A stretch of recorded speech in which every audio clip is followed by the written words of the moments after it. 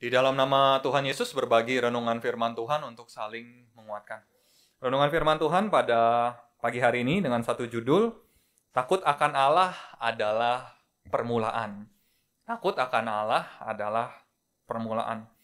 Ketika kita mendengar kata takut, tentu rasa takut berhubungan ataupun akan berelasi dengan sebuah bahaya, dengan sebuah ancaman.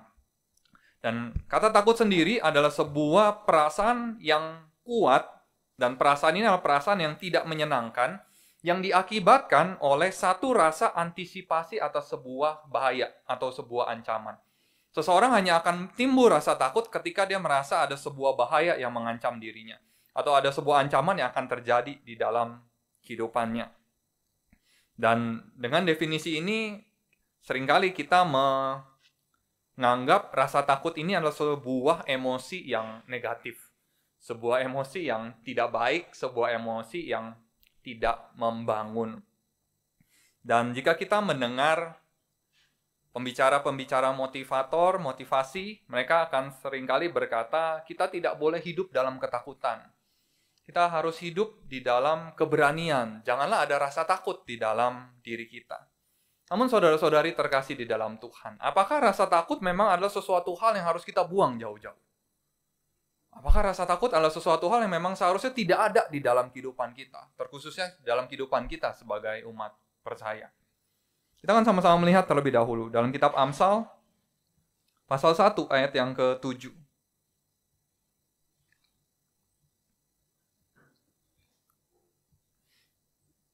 Amsal pasal 1 ayat yang ke-7. Di sini dituliskan di dalam kitab Amsal pasal 1 ayat yang ke-7. Takut akan Tuhan adalah permulaan pengetahuan, tetapi orang bodoh menghina hikmat dan didikan. Di dalam Amsal pasal 1 ayat yang ke-7 dengan jelas menuliskan takut akan Tuhan. Dari ayat ini memberitahukan bahwa rasa takut akan Tuhan itu kiranya ada di dalam diri orang percaya. Karena dikatakan takut akan Tuhan adalah permulaan, adalah sebuah permulaan. Dan jika kita kembali kepada rasa takut itu sendiri, rasa takut adalah sebuah emosi yang ada memang secara insting kita miliki di dalam setiap diri manusia. Setiap manusia pasti punya satu emosi ini, punya satu rasa takut ini. Dan apakah ini adalah sesuatu hal yang buruk? Apakah ini adalah sesuatu hal yang tidak baik? Terkadang kita melihat rasa takut hanya dalam sisi negatifnya saja. Namun jika kita mau merenungkannya, justru karena rasa takutlah, maka kita memiliki satu bentuk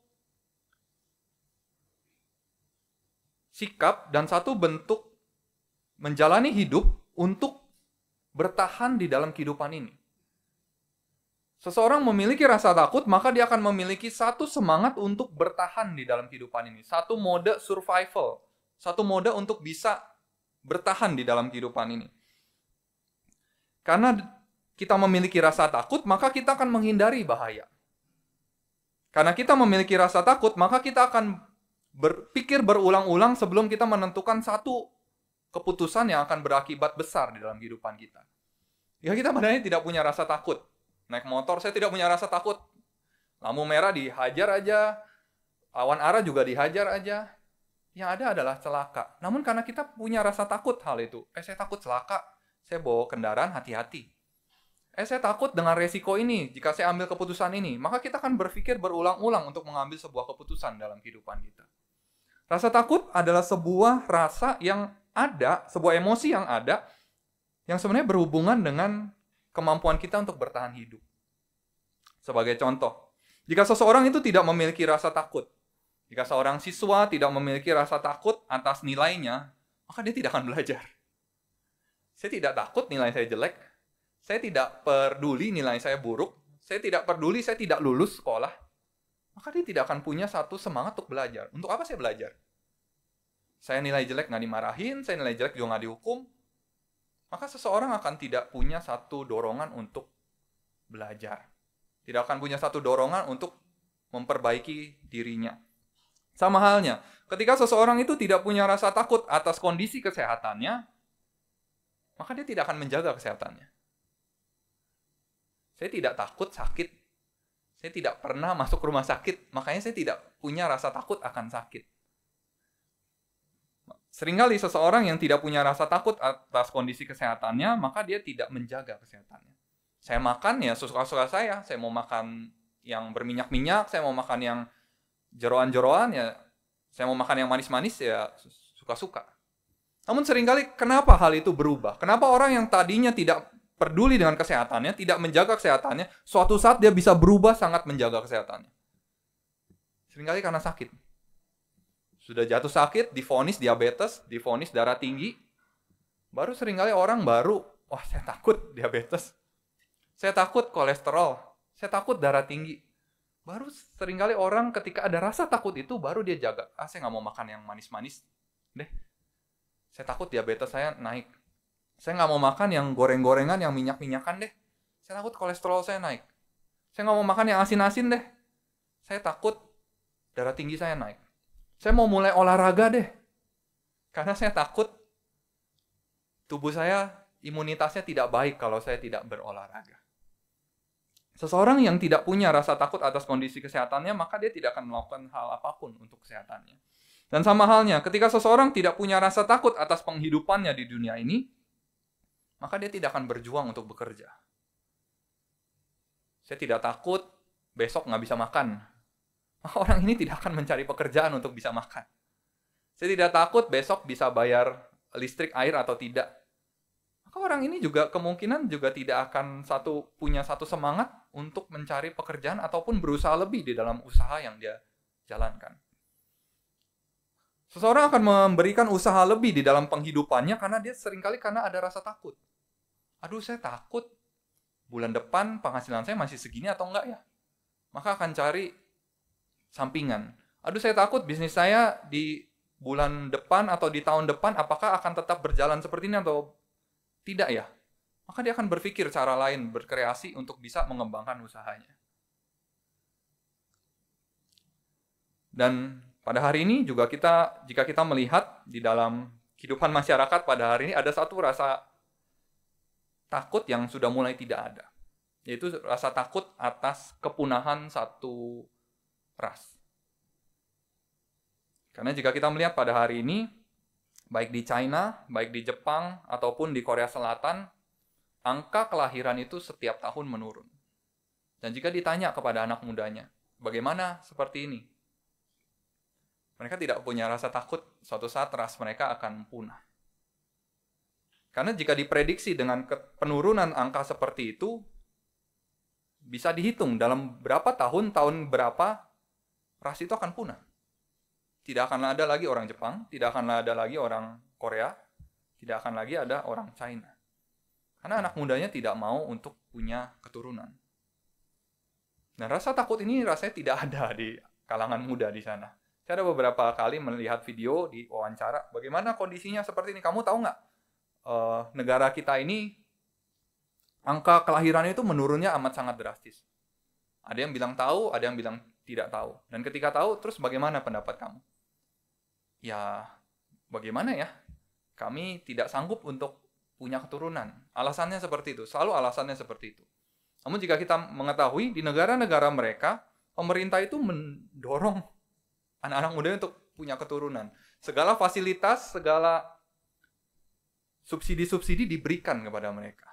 Namun memang tidak mau saja. Karena tidak punya satu rasa takut. Bagaimana suatu saat jika rasanya itu sudah tidak ada lagi. Dan ini terjadi di dalam kehidupan bermasyarakat kita pada hari ini. Ketika seseorang tidak punya rasa takut, maka akan juga berakibat tidak baik juga. Rasa takut bukanlah sesuatu hal yang tidak baik.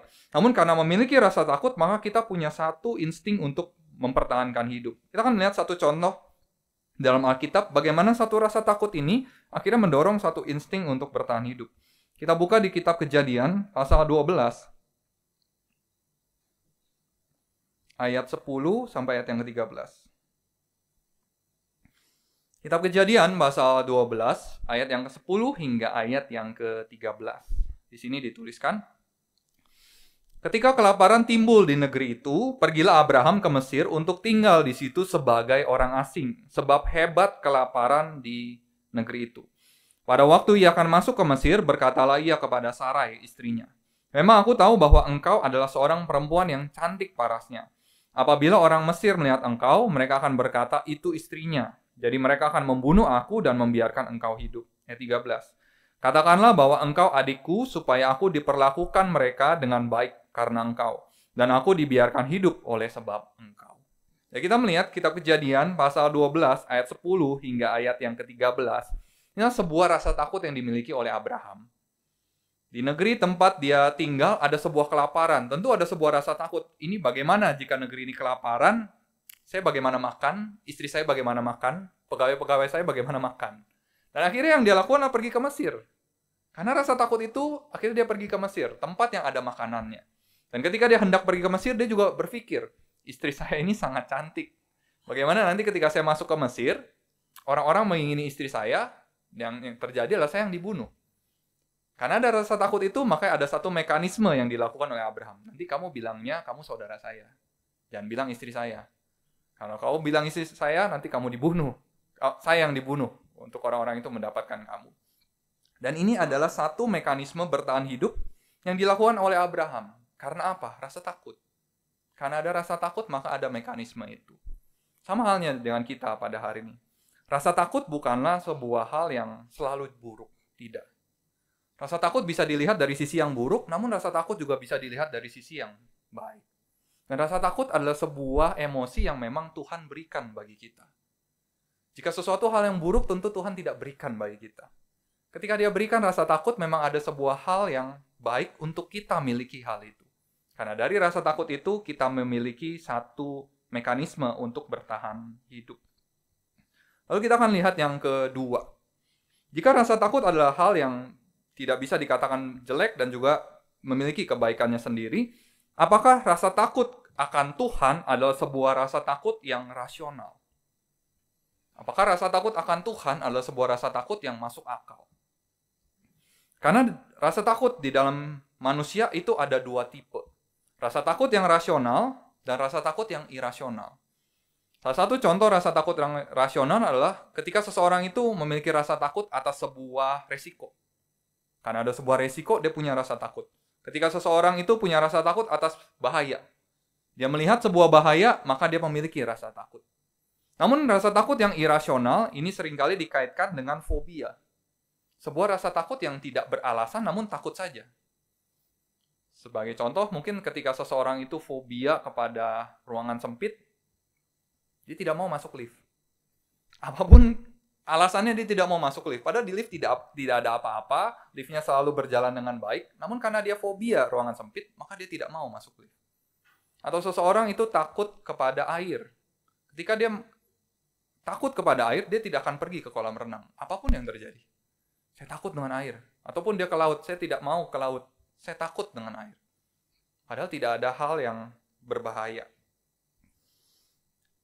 Dan apakah yang menjadi pertanyaan kita pada hari, apakah rasa takut kepada Allah adalah sesuatu hal yang rasional atau irasional? Karena kita tidak melihat Allah. Kita tidak merasakan Allah, kita tidak genggam Allah. Allah tidak bisa kita sentuh, Allah tidak bisa kita dengar, Allah tidak bisa kita lihat. Lalu apakah ini adalah rasa takut yang irasional? Kita akan melihat terlebih dahulu atas rasa takut kita kepada pihak yang berwenang. Rasa takut kita terhadap pihak yang berwenang adalah rasa takut yang rasional. Jika kita pada hari takut, punya satu rasa takut kepada pihak yang berwajib, apakah itu irasional atau rasional? Tentu itu adalah hal yang irasional juga. Saya takut, saya tidak tahu ya, saudara-saudari apakah merasakan hal ini. Ketika berkendara, entah mengapa terkadang kita punya satu psikologi, entah kita naik motor ataupun naik mobil, ketika lihat ada petugas atau ada polisi, entah kenapa ada satu rasa sedikit tidak nyaman. Padahal kita tidak salah apa-apa. Kita tidak melakukan apa-apa, kita tidak melanggar apa-apa, tapi entah kenapa ketika kita berkendara, lihat ada polisi, ada satu rasa yang kita rasakan. Dan itulah satu rasa takut kepada pihak berwajib. Meskipun terkadang kita lihat dia, ataupun kita tidak lihat hukum itu, kita punya satu rasa takut untuk melanggar hukum. Dan karena rasa takut inilah, maka kita menjaga diri kita daripada melakukan hal-hal yang tidak baik. Karena kita punya satu rasa takut atas hukum, maka kita jaga diri kita untuk tidak melanggar hukum. Bagaimana jika kita tidak punya rasa takut kepada hukum, ataupun kita tidak punya rasa takut kepada pihak yang berwajib? Maka hidup kita akan tidak damai. Kehidupan kita bermasyarakat akan tidak damai. Ketika setiap orang, setiap manusia tidak punya rasa takut kepada pihak yang berwajib, tidak punya rasa takut kepada hukum, maka kita akan hidup di dalam satu rasa yang dipenuhi ketakutan. Apa contohnya ketika rasa takut kepada pihak berwajib, rasa takut kepada hukum tidak ada? Ini saudara-saudari bisa ingat kejadian di tahun 1998. Rasa takut itu sudah tidak ada. Rasa takut kepada hukum tidak ada, rasa takut kepada pihak berwajib sudah tidak ada. Apa yang terjadi pada saat itu? Kekacauan yang terjadi. Ketika sudah tidak ada rasa takut kepada pihak berwajib, tidak ada rasa takut kepada hukum, yang ada adalah kekacauan. Sama halnya pada hari ini. Takut akan Tuhan adalah rasa takut yang rasional. Meskipun kita tidak melihat Tuhan, namun rasa takut kepada Tuhan adalah rasa takut yang rasional. Karena rasa takut itulah, maka keberadaan kita itu menjadi bermakna. Karena kita punya rasa takut akan Allah lah, maka kehadiran kita di dalam dunia ini punya makna. Karena jika kita tidak punya rasa takut kepada Allah, maka kehadiran kita di dunia ini menjadi tidak bermakna. Sebagai contoh, ketika kita tidak punya rasa takut kepada Allah, maka kita tidak akan percaya bahwa Tuhanlah yang menciptakan segala sesuatu. Dan jika kita tidak percaya Tuhanlah yang menciptakan segala sesuatu, maka kehadiran kita di dalam dunia ini menjadi hal yang aneh. Kok bisa ada di dalam dunia ini? Ada satu teori yang mungkin pada hari ini masih beredar di kalangan masyarakat, yaitu teori penciptaan melalui Big Bang. Satu ledakan besar. Ada ledakan besar dan terciptalah alam semesta ini. Jika kita mengesampingkan Tuhan, maka yang ada adalah teori seperti ini. Namun jika kita membayangkan, teori seperti ini juga sebenarnya tidak masuk akal. Jika ada sebuah ledakan, berarti ada sebuah reaksi. Jika ada sebuah reaksi, berarti ada sebuah zat yang tadinya ada. Dan dari mana zat yang tadinya ada itu? Namun jika kita menempatkan Tuhan sebagai pencipta, maka semuanya justru menjadi lebih logis dan masuk akal. Oh, karena ada Tuhan, maka ada alam semesta ini. Karena ada Tuhan, maka ada kehidupan ini. Karena ada Tuhan, kita diciptakan sebagai ciptaannya. Dan kita diciptakan untuk hidup. Karena ada Tuhan, kita diciptakan untuk hidup. Dan kematian kita secara jasmani memiliki satu makna. Karena jika tidak ada Tuhan, maka kematian kita di dalam dunia ini tidak ada maknanya. Ya mati saja. Tidak ada nilainya. Ya manusia mati saja. Tidak ada satu hal yang berharga daripada kematian itu. Namun karena ada Tuhan, kita tahu bahwa kematian jasmani kita di dalam dunia ini adalah pintu gerbang untuk kita menuju kepada kehidupan kekal yang Tuhan sediakan. Dan apa yang terjadi jika rasa takut kepada Tuhan ini tidak ada? Sama seperti ketika rasa takut kepada pihak berwajib dan hukum itu tidak ada. Maka yang ada hanyalah ketidakteraturan. Seperti yang tadi, yang pertama, teori daripada penciptaan, ketika mengeluarkan Tuhan di dalam penciptaan, maka sebenarnya teori itu menjadi teori yang tidak logis. Dan juga ketika kita tidak tempatkan Tuhan di dalam kematian kita, maka kematian kita menjadi sebuah kematian yang hanya menuju kepada kehampaan, tidak ada maknanya. Rasa takut kepada Tuhan adalah rasa takut yang rasional. Kita tidak bisa katakan bahwa rasa takut kepada Tuhan, meskipun saya tidak melihat Dia, itu adalah hal yang irasional. Justru itu adalah hal yang rasional. Matius pasal 10 ayat yang ke-28 menuliskan kepada kita.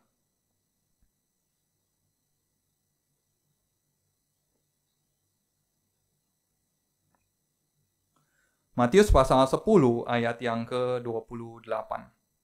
Di sini dituliskan, Dan janganlah kamu takut kepada mereka yang dapat membunuh tubuh, tetapi yang tidak berkuasa membunuh jiwa. Takutlah terutama kepada Dia yang berkuasa membinasakan baik jiwa maupun tubuh di dalam neraka. Rasa takut inilah yang kiranya boleh ada di dalam diri kita, bahwa Tuhan punya kuasa untuk membinasakan jiwa kita. Sejahat-jahatnya penjahat di dalam dunia ini, dia hanya bisa membinasakan tubuh kita. Namun Tuhanlah satu-satunya yang bisa membinasakan jiwa kita. Pembinasaan jiwa berarti akan berlangsung kekal. Kematian secara jasmani hanya sementara, kebinasaan jiwa berlangsung kekal. Dari 2 poin tadi kita sama-sama belajar bahwa rasa takut bukanlah sesuatu hal yang selalu buruk. Nah, rasa takut kepada Tuhan adalah sebuah hal yang rasional. Namun apa maksud rasa takut kepada Tuhan? Apakah rasa takut kepada Tuhan seperti rasa takut pada umumnya? Karena seperti definisi yang awal, rasa takut itu adalah sebuah reaksi atas sebuah ancaman yang kita rasakan. Namun apakah rasa takut kita kepada Tuhan karena sebuah ancaman yang kita rasakan dari Tuhan? Karena saya terancam oleh Tuhan, maka saya takut kepada Tuhan. Kita akan sama-sama kembali di kitab Amsal pasal 1 ayat yang ke-7. Amsal pasal 1 ayat yang ke-7. Di sini dituliskan, takut akan Tuhan adalah permulaan pengetahuan, tetapi orang bodoh menghina hikmat dan didikan. Amsal 1 ayat yang 7 memang menggunakan kata takut akan Tuhan. Namun jika kita melihat di dalam Alkitab, kata takut ini memiliki berbagai kata yang digunakan. Kita pada hari ini mungkin dengan bahasa Indonesia, vokabulari bahasa Indonesia untuk mendefinisikan takut ya gunakan kata takut. Namun di dalam bahasa Ibrani ada beberapa kata yang bisa digunakan untuk mendefinisikan rasa takut. Nah, rasa takut atau kata takut yang dipakai di Amsal pasal 1 ayat yang ke-7 ini adalah satu kata takut yang spesifik, yaitu kata irah. Dan kata ini hanya dipakai ketika berhubungan dengan rasa takut kepada Allah. Ya, kita melihat di Alkitab ada beberapa kata takut ini, takut itu. Namun yang digunakan di kata takut itu bukanlah kata irah. Kata yirah hanya dipakai di kata takut akan Tuhan. Karena di kata ini memiliki satu makna yang berbeda daripada kata takut yang lainnya. Meskipun memiliki makna yang dasar yang sama, yaitu rasa takut. Namun kata yirah ini memiliki satu makna hanya dipakai untuk menuju kepada Tuhan.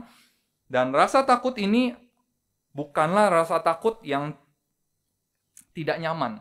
Bukanlah sebuah rasa takut yang tidak nyaman. Dan rasa takut ini bukanlah sebuah rasa takut yang diakibatkan oleh sebuah ancaman. Kata takut yang lain diakibatkan oleh sebuah ancaman. Namun kata yirah, rasa takut yang muncul adalah bukan karena ancaman. Namun lebih kepada sebuah rasa hormat yang mendalam. Kata yirah ini memiliki satu makna adalah rasa hormat yang mendalam, deep respect. Satu rasa hormat yang sangat mendalam kepada sosok Allah. Dan hanya kata ini yang dipakai untuk menuliskan takut akan Tuhan. Jika saudara-saudari search di Rema, di aplikasi kita, cari phrase takut akan Allah, hanya kata yirah ini yang dipakai. Takut yang lain tidak dipakai untuk takut akan Allah. Dan karena sifat takut inilah yang sedikit berbeda daripada rasa takut umum. Jika rasa takut umum karena ada sebuah bahaya, ada sebuah ancaman, kita akan otomatis takut. Ada sebuah resiko, kita otomatis takut. Kita tidak perlu belajar untuk takut. Namun kata yirah ini, karena tidak ada hubungan dengan ancaman, tidak ada hubungan dengan bahaya, sehingga kata takut ini, rasa takut ini tidak akan otomatis muncul. Sehingga kita harus belajar rasa takut ini. Itulah mengapa Amsal pasal 1 ayat yang ke-7 perlu menuliskan takut akan Tuhan. Jika kita sudah otomatis takut akan Tuhan, sebenarnya tidak perlu dituliskan. Takut akan api. Kita tidak menuliskan itu, karena kita tahu api bisa membakar saya. Takut akan ular berbisa. Ya, tidak perlu dituliskan, karena ular berbisa bisa membunuh kita. Namun Amsal pasal 1 ayat yang 7 secara spesifik menuliskan takut akan Tuhan, karena kita perlu belajar rasa takut ini. Bagaimana kita belajar rasa takut ini? Kita lihat di Ulangan pasal 31. Ayat 11 sampai ayat yang ke-13. Ulangan pasal 31 ayat yang ke-11 sampai ayat yang ke-13. Di sini dituliskan di Ulangan pasal 31 ayat 11 sampai 13. Apabila seluruh orang Israel datang menghadap hadirat Tuhan Allahmu di tempat yang akan dipilihnya, maka haruslah engkau membacakan hukum Taurat ini di depan seluruh orang Israel. Seluruh bangsa itu berkumpul, laki-laki, perempuan, dan anak-anak, dan orang asing yang diam di dalam tempatmu, supaya mereka mendengarnya dan belajar takut akan Tuhan Allahmu. Dan mereka melakukan dengan setia segala perkataan hukum Taurat ini. Ayat 13. Dan supaya anak-anak mereka yang tidak mengetahuinya dapat mendengarnya dan belajar takut akan Tuhan Allahmu. Selama kamu hidup di tanah kemana kamu pergi menyeberangi sungai Yordan untuk mendudukinya. Dari kitab Ulangan pasal yang ke-31 ayat yang ke-11 sampai ayat yang ke-13. Ada satu kata yang menarik. Belajar takut akan Allah. Memberitahukan kepada kita bahwa rasa takut ini memang harus belajar. Kita tidak akan otomatis muncul rasa takut ini. Lalu dengan apa kita belajar rasa takut ini? Kita perhatikan dari ayat 11 hingga ayat yang ke-13. Inilah tahapan kita belajar daripada rasa takut ini. Ayat yang 11. Apabila seluruh orang Israel datang menghadap hadirat Tuhan Allahmu di tempat yang akan dipilihnya. Berarti pada saat itu orang Israel berkumpul di satu tempat yang Tuhan pilih tempat itu. Lalu apa yang dilakukan di tempat itu? Maka haruslah engkau membacakan hukum Taurat ini di depan seluruh orang Israel. Membacakan hukum Taurat itu. Berarti bangsa Israel ketika berkumpul di tempat itu, mereka mendengarkan hukum itu. Kalau kita lihat di ayat 12. Seluruh bangsa itu berkumpul, laki-laki, perempuan, dan anak-anak, dan orang asing yang diam di dalam tempatmu. Jadi bukan hanya orang Yahudi saja. Laki-laki, perempuan, anak-anak, dan orang asing. Orang non-Yahudi yang diam di tempat mereka juga kumpul di situ dan dengarkan itu. Supaya mereka mendengarnya dan belajar takut akan Tuhan Allahmu. Dan mereka melakukan dengan setia segala perkataan hukum Taurat ini. Kalau kita lihat di ayat yang ke-13. Apakah hanya hukum yang disampaikan? Ayat 13. Dan supaya anak-anak mereka yang tidak mengetahuinya dapat mendengarnya dan belajar takut akan Tuhan Allahmu. Apa maksud anak-anak yang tidak mengetahuinya? Di sini juga memberitahukan kepada kita bahwa ketika mereka berkumpul di satu tempat, orang Yahudi dan juga orang asing di tempat itu, dibacakan hukum Tuhan dan juga diceritakan pekerjaan Tuhan kepada bangsa Israel. Itulah mengapa dituliskan supaya anak-anak mereka yang tidak mengetahuinya. Anak-anak mereka yang tidak mengalami pengalaman itu agar tahu peristiwa itu. Dari hal ini memberitahukan kepada kita bagaimana kita bisa belajar rasa takut ini. Yaitu adalah ketika kita datang ibadah. Datang berkumpul di satu tempat, mendengarkan hukum Tuhan dan mendengarkan pekerjaan-pekerjaan yang Tuhan telah lakukan. Agar kita dapat merasakan satu rasa hormat itu dan akhirnya kita belajar memiliki rasa takut akan Allah. Saudara-saudari terkasih di dalam Tuhan, kiranya ini boleh menjadi perenungan bagi kita. Sudah berapa lama kita beribadah? Sudah berapa tahun kita beribadah? Sudah berapa belas tahun kita beribadah. Dan ketika kita datang beribadah, mendengarkan firman Tuhan, mendengarkan hukum-hukum Tuhan, mendengarkan setiap perbuatan Tuhan, apakah akhirnya satu rasa hormat itu semakin mendalam di dalam hati kita? Apakah satu rasa hormat yang mendalam itu semakin lama semakin besar di dalam diri kita? Atau hambar saja? Ya, saya takut akan Allah. Ya, saya takut berbuat dosa. Namun apakah kita benar-benar merasakan saya takut akan Allah? Saya takut mengecewakan Dia. Takut akan Allah bukan karena Dia bisa berbuat jahat kepada kita. Namun sama seperti kita punya satu rasa tidak enakan dengan orang yang kita tahu dia sangat berjasa di dalam kehidupan kita. Apakah saudara-saudari memiliki seseorang yang sangat berjasa di dalam hidup kita? Orang ini sangat berjasa dalam hidup saya. Dia melakukan banyak hal untuk saya. Dia banyak melakukan pengorbanan untuk saya. Dan ketika kita merasa orang ini sangat berjasa di dalam kehidupan kita akan takut untuk mengecewakannya. Saya nggak mau berbuat salah kepada dia. Saya nggak mau menyakiti hati dia. Dan hari ini apakah kita punya rasa yang sama kepada Tuhan? Ini hanya kepada manusia. Tuhan adalah Allah yang sangat baik kepada kita. Allah yang rela meninggalkan tahta kerajaannya di surga dan terlahir sebagai seorang manusia. Allah yang rela untuk memberikan dirinya untuk dihina oleh manusia. Allah yang rela memberikan dirinya untuk dipermalukan oleh manusia. Allah yang rela untuk memberikan dirinya disalib oleh manusia. Untuk kita. Apakah rasa hormat itu semakin lama semakin dalam di dalam diri kita? Saudara-saudari terkasih di dalam Tuhan, kiranya di dalam setiap ibadah yang kita hadiri menjadi satu momen kita menambah satu rasa hormat ini. Agar semakin lama kita ikut Tuhan, justru kita semakin hormat kepada Tuhan, semakin takut kepada Tuhan, semakin tidak ingin mengecewakannya, semakin ingin untuk membahagiakannya dan menyukakan hati daripada Tuhan. Kita harus merasakan satu rasa hormat ini kepada Tuhan. Karena jika kita tidak rasakan satu rasa hormat ini kepada Tuhan, maka melakukan kesalahan akan menjadi hal yang kita rasa wajar untuk kita lakukan. Nggak apa-apalah, wajarlah saya lakukan ini, toh saya masih manusia yang berdosa. Nggak apa-apalah, wajar saya melakukan kesalahan ini, toh saya masih manusia yang tidak sempurna. Nggak apa-apalah, saya tidak menyukakan hati Tuhan, saya tidak melakukan sesuatu untuk pekerjaan Tuhan, toh Tuhan akan mengerti.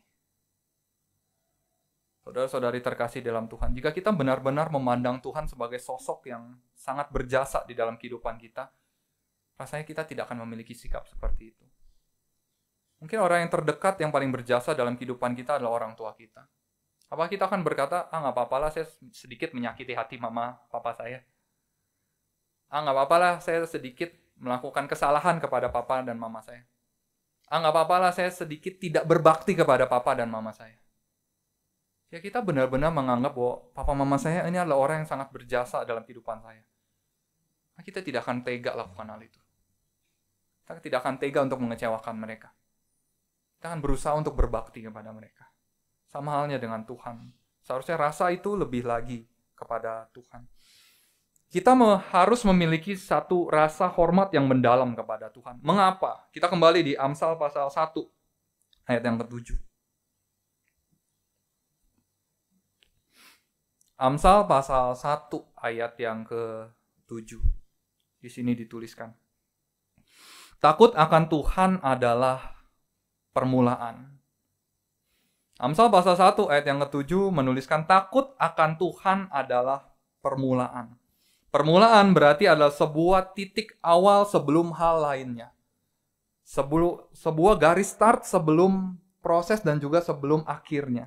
Tanpa ada starting point atau garis awal, maka tidak ada proses, tidak ada akhir. Sama halnya kita pada hari ini. Anggap saja, saya mau membuat sebuah lukisan. Apa tahapan awal kita membuat lukisan? Ya, beli kanvasnya, beli catnya, beli standnya, beli kursinya untuk melukis. Jika tidak ada tahapan awal, saya tidak beli kanvas, saya tidak beli cat, saya tidak beli stand untuk kanvas itu, saya tidak beli kursi untuk melukis, apakah akan ada proses melukis? Amsal pasal 1 ayat yang ke-7 menuliskan takut akan Tuhan adalah permulaan, memberitahukan kepada kita bahwa rasa takut ini akan mengawali sesuatu hal yang lainnya. Tanpa ada satu rasa takut ini, maka tidak akan ada hal yang berikutnya. Amsal pasal 1 ayat yang 7, takut akan Tuhan adalah permulaan pengetahuan. Nanti kita akan bahas ini di kesempatan yang selanjutnya. Ada dua hal permulaan yang dimulai dengan rasa takut akan Tuhan.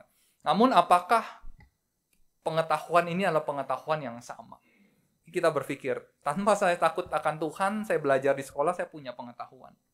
Namun apakah pengetahuan yang dimaksudkan di dalam Amsal pasal 1 ayat yang ke-7? Apakah pengetahuan kita yang pada hari ini kita dapatkan di dalam dunia pendidikan, atau sebuah pengetahuan yang lain yang sebenarnya hanya bisa dimulai dari rasa takut akan Tuhan? Saudara-saudari terkasih di dalam Tuhan, rasa takut adalah sebuah emosi yang Tuhan berikan kepada kita, sebuah berkat sebenarnya yang Tuhan berikan kepada kita untuk kita bertahan hidup di dalam dunia ini. Dan rasa takut kepada Tuhan adalah sebuah rasa takut yang rasional. Rasa takut kepada Tuhan yang dituliskan di dalam Alkitab adalah sebuah rasa takut yang berbeda daripada rasa takut umum. Dan ini akan menjadi satu landasan rasa hormat kita yang mendalam kepada Tuhan. Dan rasa takut ini hanya bisa dipelajari. Tidak akan otomatis muncul di dalam diri kita. Dipelajari dari setiap ibadah yang kita hadiri. Rasakanlah rasa hormat itu kepada Tuhan. Bangunlah rasa hormat yang mendalam itu kepada Tuhan. Maka kita akan belajar untuk takut kepada Tuhan. Karena rasa takut akan Allah adalah permulaan untuk hal yang sebenarnya tidak ternilai yang akan kita dapatkan. Di kesempatan selanjutnya kita akan sama-sama belajar permulaan akan apa. Amin, segala kemuliaan bagi nama Tuhan.